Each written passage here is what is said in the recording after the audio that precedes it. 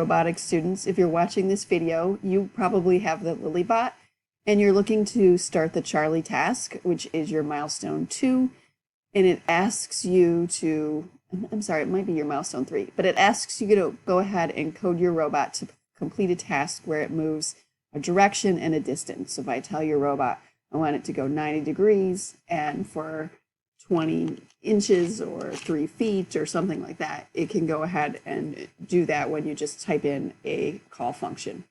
So to get us ready for that task, we're going to learn about how do we use the code kits to call out parameters or pass variables into our functions that we've already created, specifically for our forward, backwards, left, and right. So I'm going to show you, I'm going back to the code kits where all I've done is to do the move forward and how to do a function to like blink a light yellow, and go from there. You should then apply what you learn here to your backwards, left, and right as you need.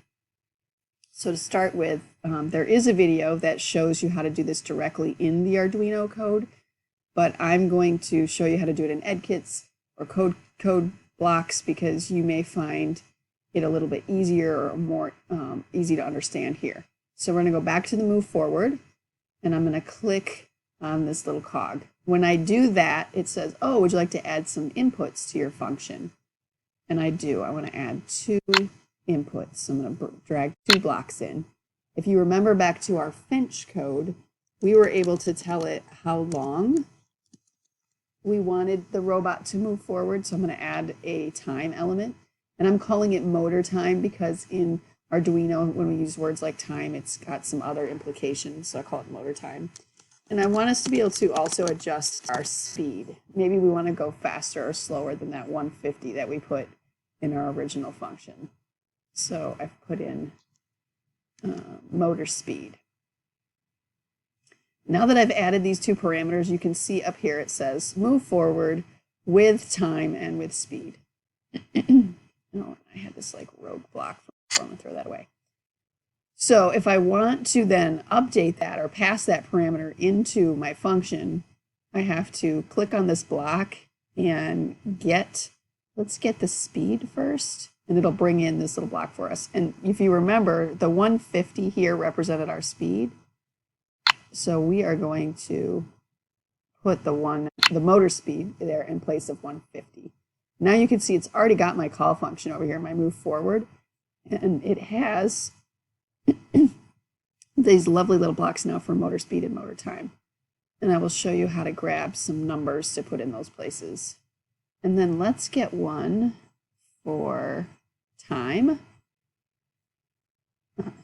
And here's my time. And that went right here. Let me see if I can just get it there. So there it is. So now I can, over in my call function, tell it what speed and time, and I don't have to go all the way back into my move forward, because maybe I want to have it move forward for full power for like a half a second, and then call another function where it moves forward at half power for a second and a half, and I don't have to go back in here and create a new function. I can just change the way I call it.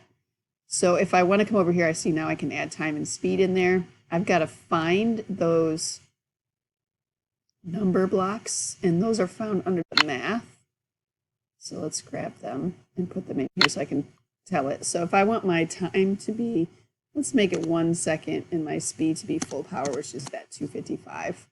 Now when I call it, I can do that. And I can call it second time. And in this one, I can make it, 2 seconds. And maybe I want it only to go like 100 out of the 255. So I'm going to copy this because when I've done this before, I've noticed that there are some glitches that happen when we put it in. But I'm going to go to Arduino. Here is a blank Arduino program. So I'm going to write over that.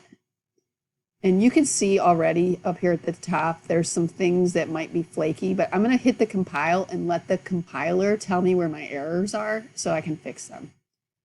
So it's first going to ask me to save it.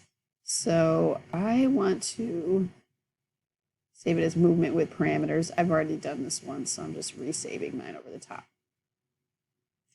And then sure enough, right at the top, it says, oh, what are these motor speed and time? The truth is that you've declared them already in your forward function, but it's kind of making what we call a global variable where it can be called anywhere. So time, we want that to be a double. It's going to say later that it's an integer. But I'm going to encourage you to make it a double because last year when my students did this, they didn't want to just call things out as an integer, which is a number like a counting number like 1, 2, 3. They want to be able to call their time as like half a second or more. And then the other thing I'm going to do is do speed as an int. And now I'm going to come down here and change time to a double. And let's try it again.